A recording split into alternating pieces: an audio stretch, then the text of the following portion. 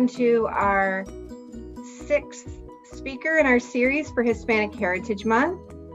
We are excited to have all of you, especially since the Dodgers are playing, which I just discovered. So welcome, welcome. Come on in.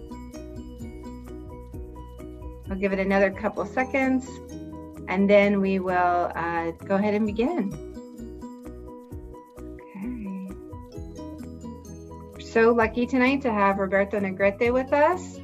So excited to hear his story, his experiences in this wonderful state and great country of ours as a Latinx American. I'm looking at names to see if I recognize anybody. So happy to have all of you here tonight. Thanks for putting on your names so we can see you.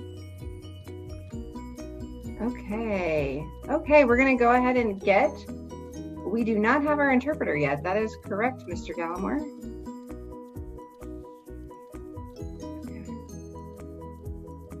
Mr. Gallimore, how would you like us to proceed? We can go ahead and proceed, ma'am. I can activate the interpreter once they arrive in the call. Okay. Or we can hold for a couple of minutes. Okay, so attendees, our interpreter is running a little behind, so we will add them as soon as we can. Once they get here, do we want to show them that slide, Mr. Gallimore? We have an interpretation slide. So at the bottom of your screen, once the interpreter arrives, there'll be a little symbol that says interpretation, and you press that button, you click that there, and then you choose Spanish or Espanol, and she will provide the translation. So hopefully she'll get here in a few minutes. Thank you so much. Okay, let's go ahead and continue, Mr. Gallimore.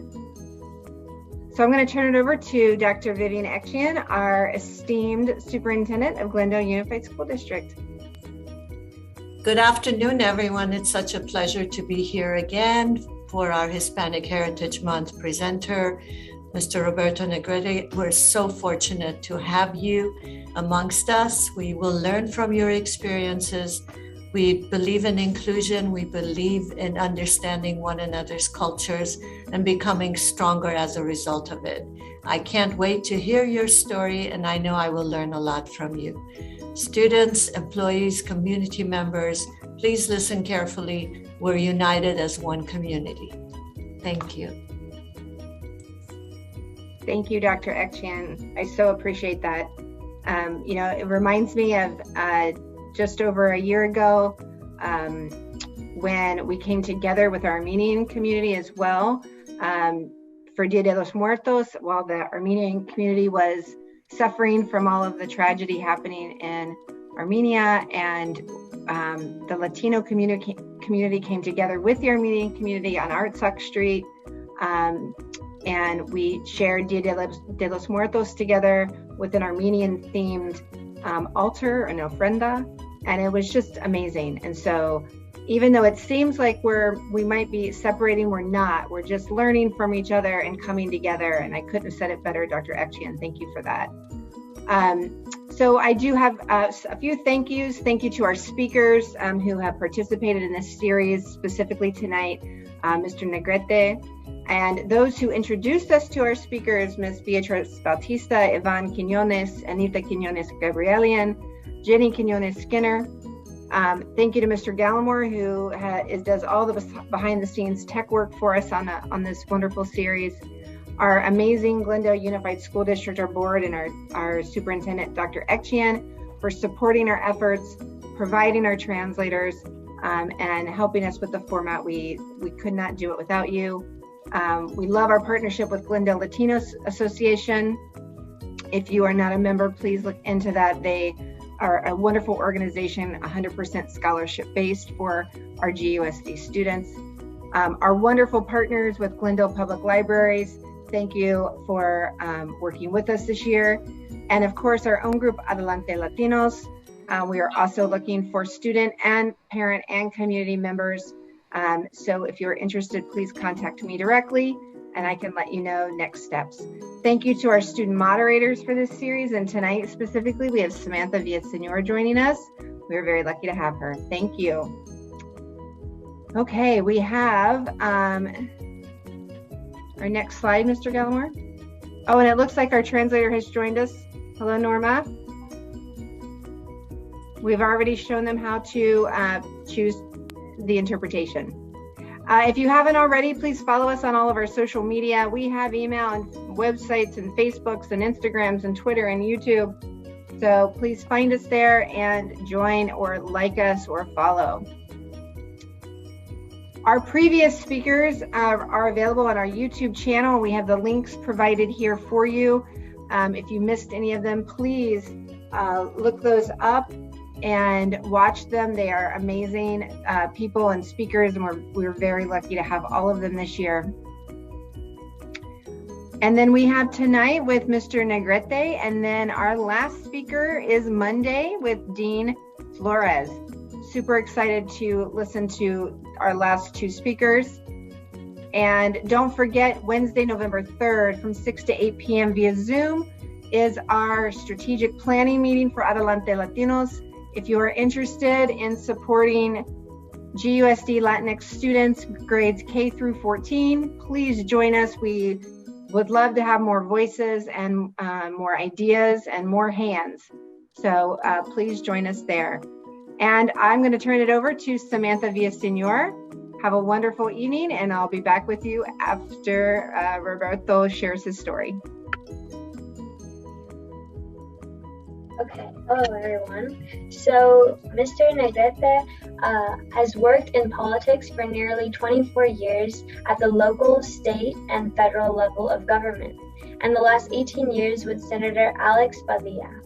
Prior to getting into politics, Mr. Negrete worked for the Los Angeles Unified School District as a teacher's assistant for fourth graders. He is the proud son of immigrant parents from Mexico and the first in his family to graduate from college. Some positions he's held include Director of Outreach for U.S. Senator Alex Padilla, which he is currently, Deputy Secretary of State, Voter Education, Outreach Services, and Strategic Partnerships for the California Secretary of State, Alex Padilla, District Director of California State Senator Alex Padilla, Senior Field Deputy, Los Angeles City Council President, Alex Padilla, Field Deputy, California State Senator Richard Polanco, Field Deputy, LA City Council, Richard Altore. Education, Political Science at Cal State LA.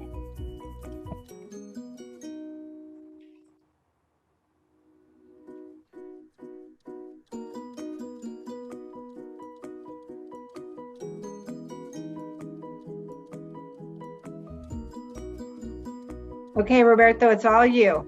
Okay, well, thank you so much. Can everybody hear me? Great.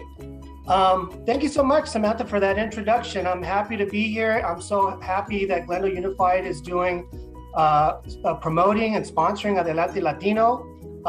It's such an awesome opportunity to come by and talk to your students.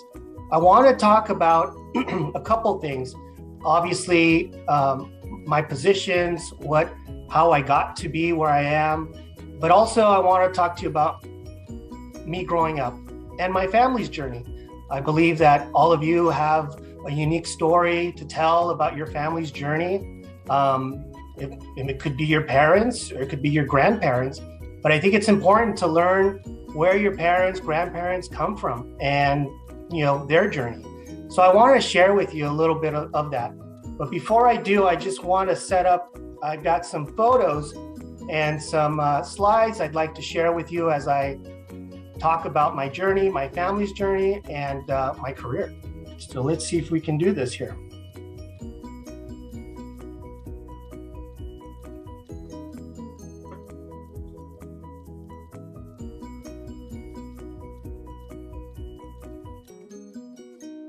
Do you all see that?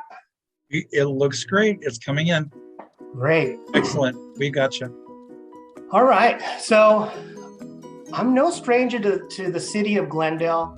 And I grew up in a community just down the road from Glendale called Atwater Village. You may have, driven by it on your way to Costco or on your way to Griffith Park. I'm sure many of you are familiar with the community called Atwater Village. That's where I grew up. And I went to public schools here. I went to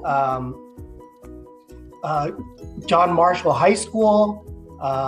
But growing up, at home, my first language was Spanish. We talked Spanish at home. We came from a humble family. My father was a telephone repairman, and my mother was a crossing guard at our local schools. So as a kid, I loved to play sports. I played at, local AYSO leagues in Glendale. I even played a couple seasons over with the Glendale Bears, Pop Warner football. So some of you have been, involved in sports locally. So that was me, a few years back. But when I wasn't playing football or baseball or basketball, I was in my school's orchestra. And elementary school for me was playing the violin in my elementary school's orchestra. In junior high, I played classical music, and I loved music. I could read music and, play different instruments. So I had a really good opportunity. School district offered many opportunities for kids, and hopefully you are taking, interest in some of those opportunities that Glendale Unified is offering you. So as a young Mexican-American kid, there were, a handful of role models or people you could look up to. One of them, when I was growing up, and I mentioned I love sports, was a coach, Coach Tom Flores. And he was the first NFL quarterback of Mexican-American descent to play in the NFL. He later became the coach of the Raiders.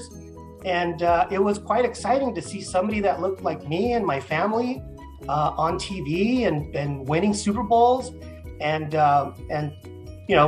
it was a pretty neat thing to see. And never forget about that. And I still root for the Raiders because of that. They gave an opportunity to a Latino Mexican-American to coach their team, and he did a good job. And this year he was inducted to the NFL. So a round of applause for Tom Flores, son of immigrants, farm worker, and did well. And that was me growing up. I wanted to play football and all that, but I knew, the chances were very, very slim. But I went on to college and got my degree in political science. But before we go into my career, I think it's worthwhile sharing, my family's journey to United States. So the next slide, that was me in high school. That's my college, Cal State LA, where I earned a degree in political science. But my family is from the state of Guanajuato. So it's a state in the central region of Mexico. If you've ever been to Guanajuato, it's colorful cobblestone streets, cathedrals. And if you've ever seen the movie Coco, it's kind of like that. It's magical. It's a lot happening. So when I saw the movie Coco, it reminded me of, my parents' hometown of Pénjamo. And my last name is Negrete. So maybe students, but maybe your parents or grandparents may know the gentleman, the singer that's on this slide. His name is Jorge Negrete. And he's from the same region of my family. And, throughout my career, people would call into the office and would forget my first name, Roberto. And they would say, hey, let me talk to Jorge Negrete. Because subconsciously they thought, I was related to Jorge Negrete or had some connection, but I don't know. Could be, maybe, but just wanted to point that out. Since we're celebrating Latino Heritage Month, Jorge Negrete is a big, influence in Mexico. He's huge all over Latin America. So just wanted to share where my parents come from. In the 1930s, my parents, my grandparents on my dad's side were in Guanajuato.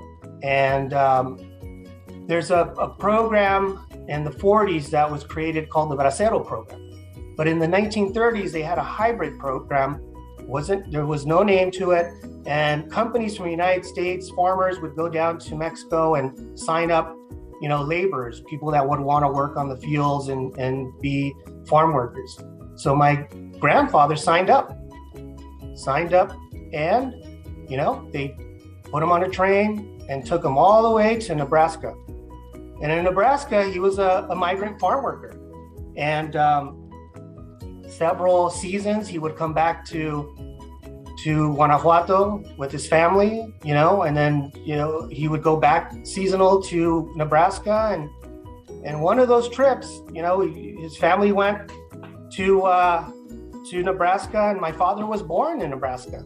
And they started a family in Nebraska, and then they would come back to Guanajuato when the season was over, and they would go back to Nebraska when the season was up. So that was my family experience since the 1930s. My father met my mom in Guanajuato. They got married in the 1959 and decided to relocate to Los Angeles. So they moved to LA and started a family and settled in Atwater Village in early 60s. And, they were there and started a family. And that's a little bit of my grandparents' journey to United States. Now, getting back to college, do you remember I told you I attended Cal State LA and studied political science? And the reason for political science is in 1994, Proposition 187 happened. There was a really ugly ballot measure on the ballot, a measure on the ballot to deny public services for immigrants who did not have legal status. And in some cases, advocates would include the children of immigrants not to receive public services. And some called for not even allowing them to go to a hospital when they needed to, or attend public schools.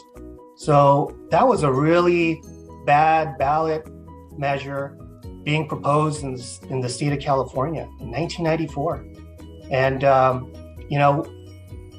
it was a direct attack to our community, to my friends, my family. There was a lot of my friends that really were scared that, hey, what does that mean for us?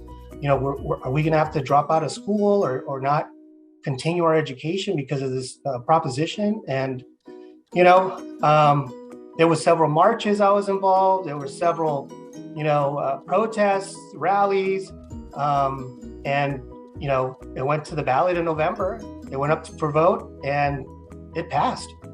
And that was a really sad moment in California history that this measure passed. But ultimately, it was taken to court and it was found unconstitutional. And that was the end of Prop 187. But given what happened with Prop 87, it kind of re-energized many young Latinos, including myself. I decided to study political science because of that. I got involved more in the community. I attended more, civic events, got involved with my community, and I wanted to make a difference in government. I started interning at LA City Hall.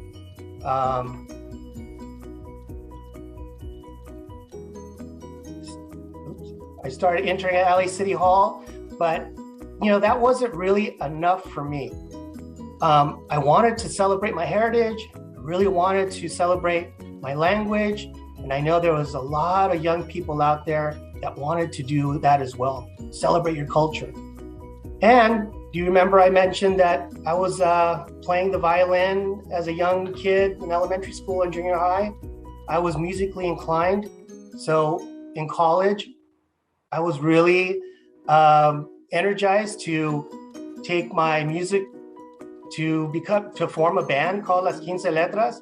And in Las Quince Letras, if you look at these photos, there's a bunch of young kids from Echo Park and Atwater Village joined forces to, sing in Espanol. And people would ask us, why are you singing in Espanol? Why don't you sing in English? And we said, why not? This is our language, and this is our language of my parents and my grandparents. Why wouldn't we? So, we were a college band. We celebrated our culture.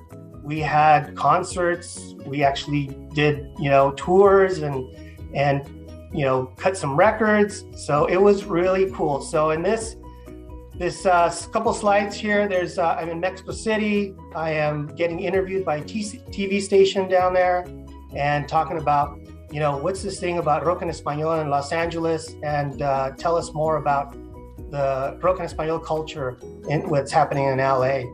And that was really a great moment for me, because I was able to, express myself, artistically, and be proud of who I am at an early age. And it was a really good time. So fast forward, I kind of knew, this music business isn't really gonna pay the bills. And I did not actually quit my day job over at LA City Hall. And I continued working at LA City Hall for a mayor, and later on for a city councilman. And when that city councilman retired, I was faced with either going into teaching or taking the next step and working for another elected official. And it just happened, I met Senator Richard Polanco, who was a state senator for the Northeast area of Los Angeles. And he offered me a position to become a senior field representative, and I took it on. And one of the things that Richard Polanco fought for was, he knew a man named Cesar Chavez. And Cesar Chavez was a labor leader, civil rights advocate, who fought for improving the quality and life of farm workers, not just in California, but across our nation. And, let's see, and the date, I want to date myself here, 1999, I began working for Richard Polanco. And Richard Polanco wanted to create a state holiday honoring the legacy of Cesar Chavez. And for the teachers and administrators, I hope, there's some curriculum some mention in your curriculum about Cesar Chavez, of all the work he did for, not just for farm workers, but for all Californians, and what he stood for. But Richard Polanco wanted to create a state holiday, and I was on his staff, and there was many people that worked on that across the state. But I had the opportunity to work on creating a state holiday for Cesar Chavez. And it took a few years of organizing, mobilizing, traveling to college campuses, circulating petitions, talking to school board members, to school boards, to city leaders, and trying to gain support for legislation to create a state holiday. And in August of the year 2000, then Governor Gray Davis signed it into law and created the first ever Cesar Chavez holiday in the nation here in California. And that was a real proud moment for, not just for my boss, Senator Polanco, but also for me. Do you remember I mentioned to you that my grandparents were migrant farm workers, and at an early age, my father was a migrant farm worker in Nebraska. And this meant a whole lot to me, to be able to work towards creating a state holiday in honor of Cesar Chavez. So on that day, August 18th, Governor Gray Davis signed the bill creating a state holiday, and I remember it like it was yesterday. It was at Plaza Olvera Street in downtown LA, and he signed it into law. But behind the scenes, as you see that big poster of Bobby Kennedy and Cesar Chavez breaking bread to end, Cesar Chavez's fasting. The gentleman in the middle, and I'm the guy with the tie right there smiling, look at the other way, but the gentleman in the middle is Martin Sheen. He's a Mexican-American TV actor. You might have seen him in many roles. His probably most famous role was being President of the United States in West Wing. He was there, but he also marched with Cesar Chavez all along the way to create better working conditions for farm workers. And he was there and was very pleased to see that this, state holiday is going to be recognizing the legacy of Cesar Chavez. And he was very, very generous with his time. He took the time to speak to me as a young man and tell me to keep up the good work. And it's because of you, to continue, the fight for better opportunities for not just for Mexican Americans, but Latinos across the board. So it was a really nice moment. And this is my favorite photo of me hanging out with a movie star, but also, Bobby Kennedy in the background, breaking bread with Cesar Chavez. So very emotional. So after I finished my field representative position with then Senator Polanco, I met a young man by the name of Alex Padilla. He was one of the youngest ever city council members to become president of the city council. He got elected when he was 26 years old. I knew of him, but then I got to know him and he asked me to join his staff in city council. I did. And, he stood for the same things that I stood for, more opportunities, better living conditions for people across the city. And his background is quite similar to mine. Immigrant parents, grew up humble beginnings. And I said, yeah, why not? And later on, he decided to run for the state Senate in Sacramento. And I joined his team as district director. And he, after 8 years, he said, hey, let's go for Secretary of State. And he became the chief elections officer for California. And he oversaw elections in the state of California. So, he created more opportunities for people to vote, making it easier for people to vote, and making it easier for people to register to vote. And one of my most favorite parts of this job was talking to young people. And we would go to schools up and down, high schools up and down the state, talking to young people about the importance of being engaged civically, registering to vote, and continuing to vote, not just in presidential elections, but also in local races, school board members, city councils. So one of my favorite things that we did, we implemented the law that allowed 16-year-olds and 17-year-olds to pre-register. And that was so much fun because we would partner with school districts, with sports teams, actors, even YouTube celebrities to help promote, pre-registration for 16 and 17-year-olds. And we went up and down, like as I mentioned, up and down the state, doing rallies and giving young people the opportunity to pre-register or register to vote if you were already 18. So, and that was such a treat for me because, we would go to schools that actually needed the extra help and would historically be, not having good voter outreach efforts.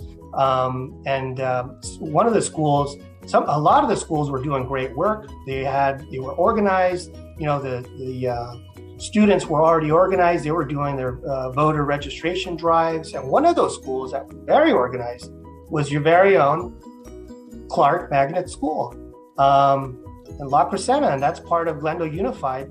And in 2009, we had the opportunity to go out to Clark Magnet School and talk to the majority of your students and talk to you about the importance of getting registered to vote and voting in every election. And Senator and I, we talk about that time, and we had a good welcome, and the school was energized, and there were a lot of young people willing to fill out the form, and it was a memorable visit. You will never forget that. And now, fast forward, this past year, Governor Newsom appointed Alex Padilla to become our first Latino California U.S. Senator, which is no small feat to accomplish. And every day I pinch myself, how did I get here? you know, how did I end up in the U.S. Senate? Is this really true? But now we have the opportunity to work on issues of immigration reform, climate change, you know, the economy. We have a lot of work to do, but it's a great opportunity to be able to work for the United States Senate. And, you know, I shared with you my family's journey, my life journey, and I got to tell you, if a person like me, if I can do it, I'm sure you can do it. There's no doubt about it. You could become the next Alex Padilla, the next, you know, Richard Polanco. You could become, you know, the next, you know, government official. But the key here is getting a good education, working hard, and along the way, you always have mentors. You always have to listen to mentors. And some of you that are of age and are going to go to college next year, that's great. Congratulations. But never forget that in college, there's going to be opportunities for you to intern. And if it wasn't for my internship opportunities at City Hall and other places, I don't think I would have ever gotten the experience that I would have had if not for internships. So take advantage of internships, ask questions, and you know, you always have to say yes to opportunities. Don't wait for opportunities, jump on them and just, you know, go for it. And every day I thank, you know, I thank my parents for giving me the opportunity to, you know, or not the opportunity, but giving me the motivation to, you know, continue on. And they were very, very supportive. They've always been supportive of whatever direction I wanted to go in. And I thank them for everything. And with that, you know, I know we've got some time for some questions. I can take some questions if you'd like and further the discussion here.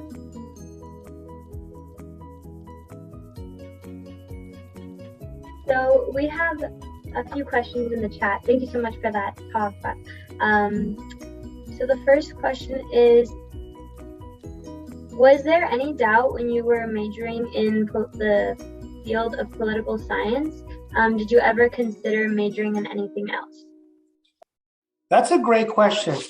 And I want to share this story with some of, you know, those of you that, you know you want to go to college, but maybe you don't know what you want to study. And that's okay. For 2 years, I was undeclared. I didn't know what I wanted to study, but I knew I wanted to go to college and earn my degree. But it took me a couple years to figure that out. You know, I was psychology, I wanted to be a teacher, but then there's certain things that happen in your life and that kind of steer you in a direction that has motivation. And that for me, you know, the political activism really steered me into learning more about politics and learning more about how government works. And I have to share with you, not every time government really does, you know, back in the 90s, City Hall and government didn't really look like us. You know, there was no familiar faces, there weren't minorities, you know, it was a different viewpoint. So I wanted to change that. I wanted to be in the room. I wanted to be at the table. And little by little, you know, I'm at the table. And it's people that look like me, you know.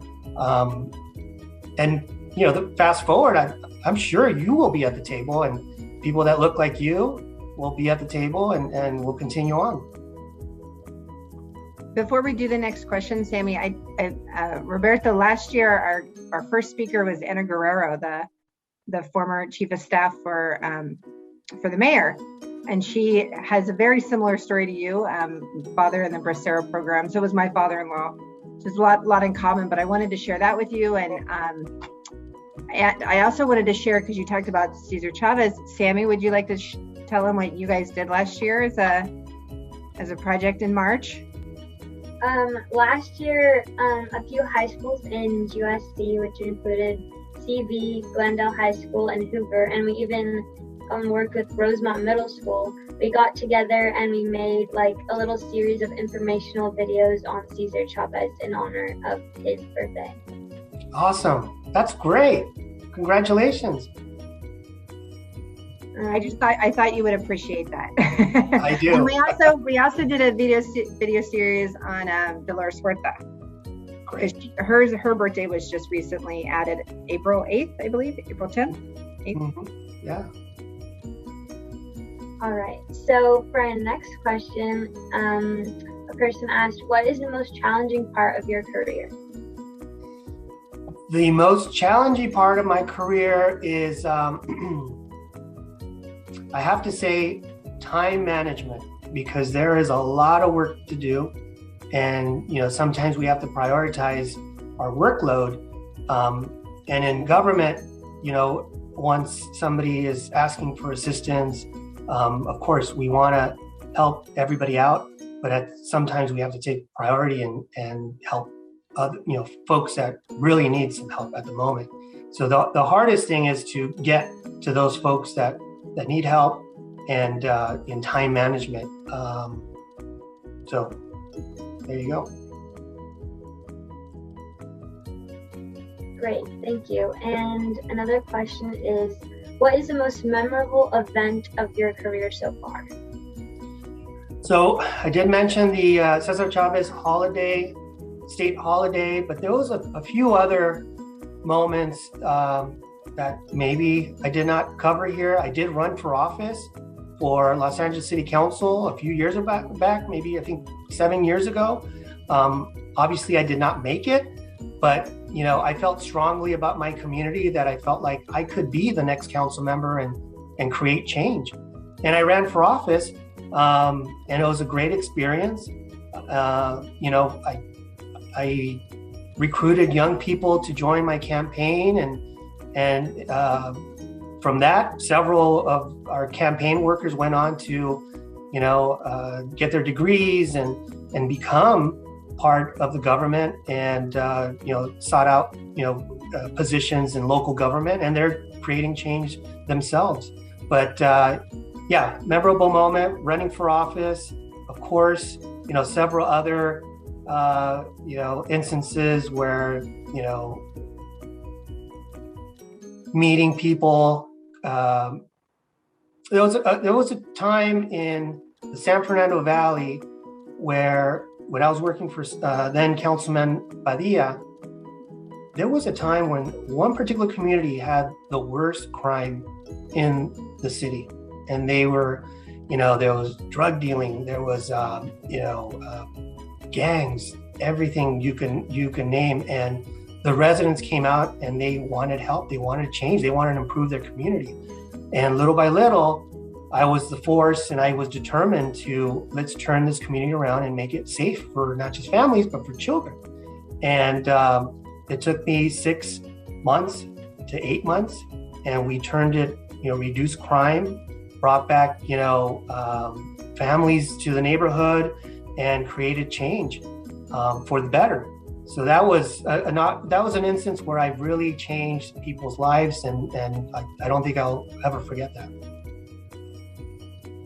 Great. The next question is, Guanajuato is a beautiful place. Do you visit there often? Do you still have family there? Great question. Of course. Guanajuato is a beautiful place. If you haven't been there, I totally recommend it. For the administrators, when you get a break, go down there.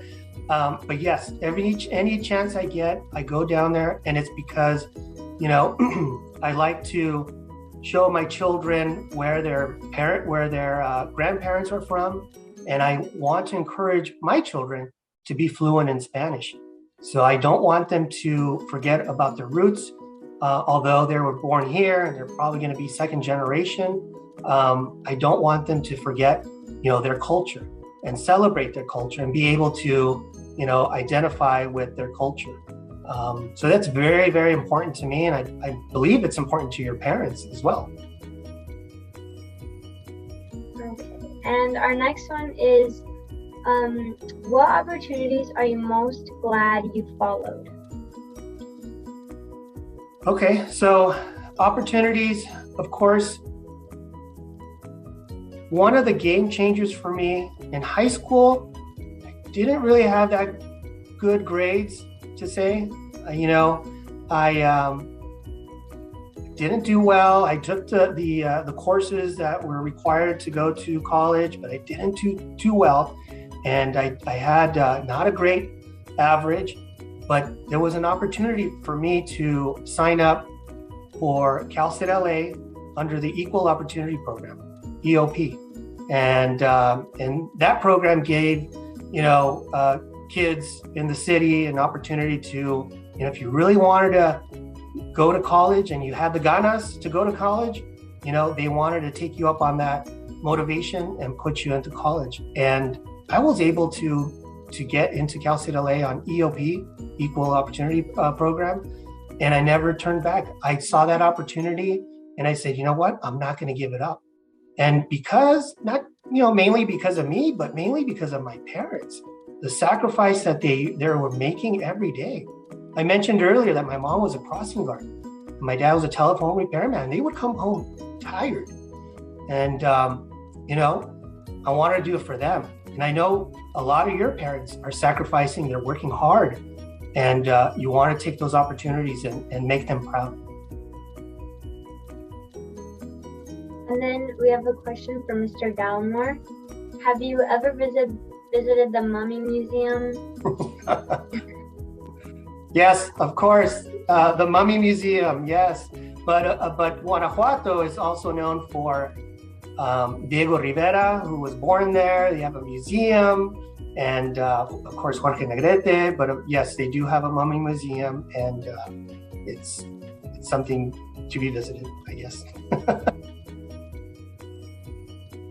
All right. And you've mentioned that your parents have been a key reason for how you strive to achieve all that you have. But is there any other force that has also served to inspire you? Oh, there are tons of people along the way that have inspired me and given me opportunities and given me the motivation, starting with my teachers. High school teachers, there were plenty of teachers that really gave me the motivation and said, don't give up, let's do this, come on, you can do it. And of course, family is important, but also, colleagues at work that were very supportive, and they said, hey, I'm not going to be here, I will retire soon. And, you will be the next, supervisor or district director or outreach coordinator. And they were very gracious with their time, and they showed me, how to become better at my work. So yes, there's plenty of people that have motivated me and given me chances along the way. Great, thank you so much. I believe we've answered all the questions in the chat so far. So if anyone else has any questions they'd like to ask, go ahead and do that. But thank you, Sammy. for those questions. Can I ask you, Roberto, how can our students get involved in their communities, like you did now? How can they get involved and be active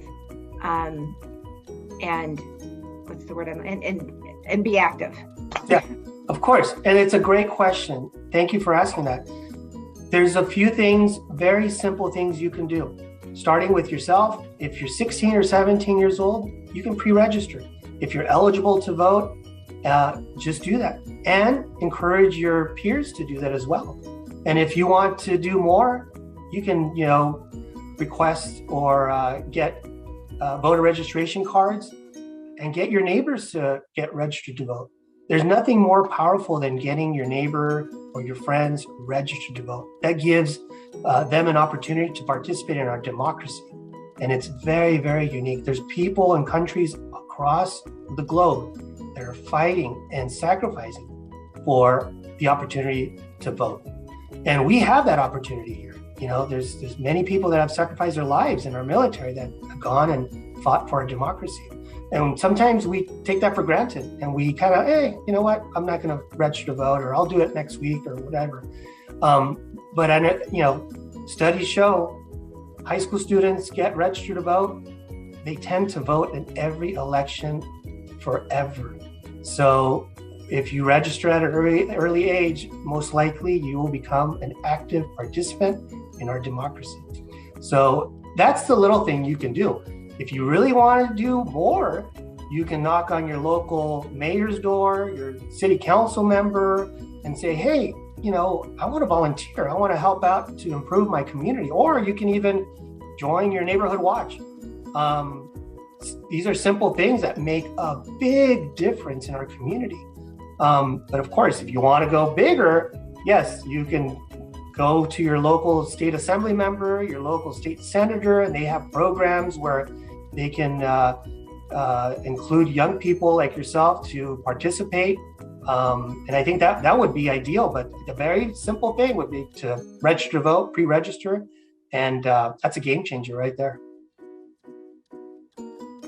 Absolutely. Thank you for that. Any more questions, Sammy? Yes, we have 2 more questions. The first one is asking, were there any people that kind of served as the opposite of motivators? And how did you overcome this negative? Did you say opposite of motivators? Yeah, like the Okay. like people who tried to hold you back. Okay. Yeah. Well, yes, there's always a few along the road. You know, we're not gonna, you folks are gonna encounter that, especially young people. There's negative forces out there that will always tell you it's not your time, it's not for you, and they'll probably, they want to kill your dreams, but you can't listen to people like that. I'll tell you a story. You know, Alex Padilla, when he ran for office, he was 26 years old. That was really young. And people around his community and in politics in LA, they would tell him, hey, it's not your turn. You're too young. You have no business running for city council. Imagine if he listened to them, he wouldn't be where he is today. He said, no, I want to represent my community. And I think I know my community better than you do. And he jumped in and he did it. There's many times where that happened to me where it's like, hey, I'm going to go work for the state Senate. Do you think I was nervous? Yeah. Do you think I was scared? Yeah. But do you think I would want to miss that opportunity? No. I wanted to jump on that opportunity. And, you know, when I got hired to work for the state legislature, state Senate, I never worked for them. But I learned. And then when I got hired on to become, worked on the Secretary of State's office, I never worked at the Secretary of State's office. But I did it. I was a statewide coordinator for outreach. And then now we get to, have I ever worked for the U.S. Senate? No. Do I even know anybody that worked for the U.S. Senate? No. But I had to say yes, because the many sacrifices I made, and not just me along the journey, but also my parents, they made tons of sacrifices. And I'll tell you this, in every position I've held, I get business cards and it has my title, it has my name. And I get those, and the first people I give my business cards to in every position I've ever held are my parents. I'd go back home. I worked for the city council, and I worked for the state Senate, and I worked for the Secretary of State. And hey, a few months ago, I got my business card and it said United States Senate. And I was really proud to take it home. And I visited my parents and I gave them my card, and they looked at it and they looked at it and they were proud to see their son, a business card with the United States Senate and Roberto Negrete on it. It's a proud moment for our family.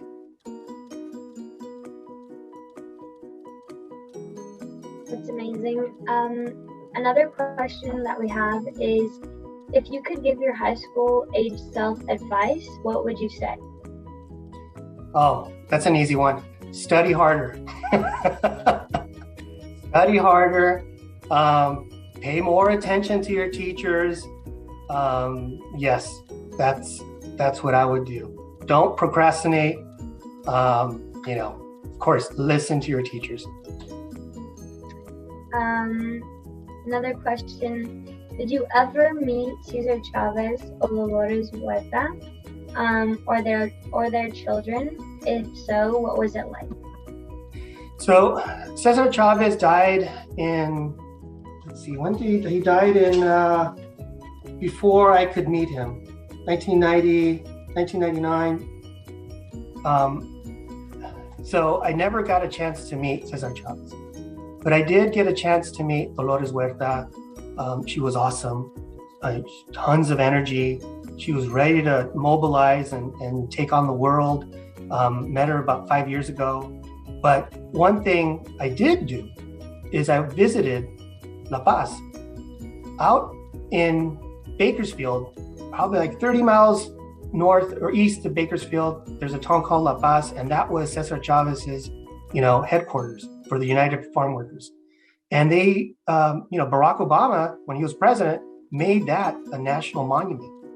And that is where his resting place is. And they have a museum, they have his grave site. And I was able to visit that and have the opportunity to meet one of his sons, who's now working hard for farm worker rights. And it was a real, moving moment for me, because you have, Cesar Chavez buried there, and I'm meeting his family members, and it was very, very cool.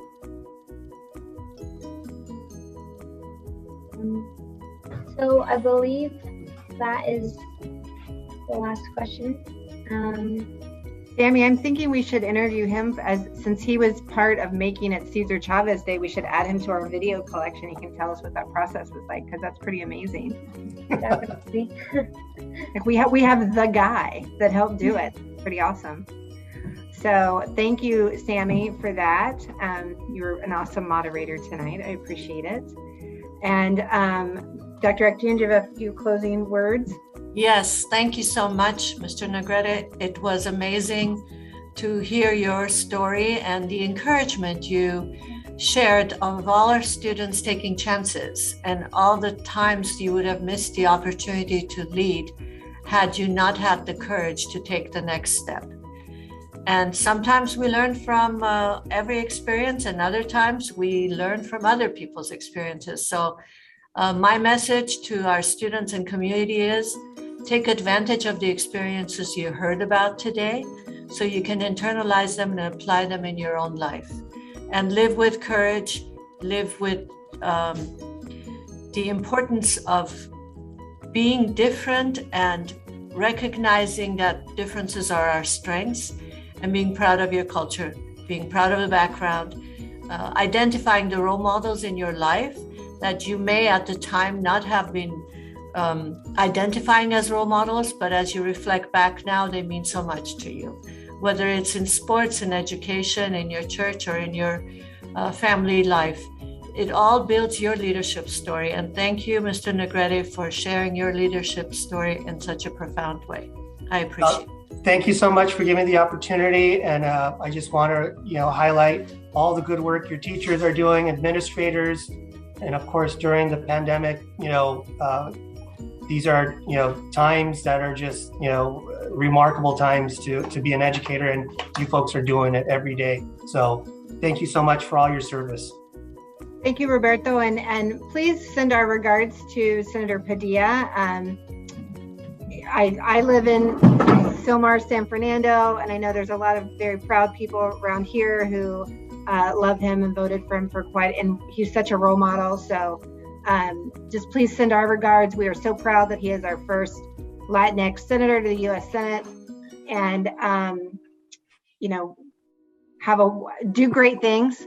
I'm sure you don't feel any pressure whatsoever, but do great things, and we will rest easy knowing you are there representing and supporting us. Great. Thank you so much. Thank you. Have a wonderful evening, everyone. Thank you, Sammy. Thank you, Dr. Ektian. Thank you, Norma. Muchas gracias todos. Monday, we have Dean Flores, who's our former California Senate Majority Leader and founder and CEO. And also, please don't forget, save the date November 6th for Dia de los Muertos in Glendale at the Public Library, where we'll have performances and art and all kinds of things. And also GCC, our local Glendale Community College, is also doing a speaker series for Latinx Heritage Month. So if you just can't get enough, go listen to more wonderful, influential people. Thank you, everyone. Thank you, Bill. Have a wonderful evening. Good night. See you Monday.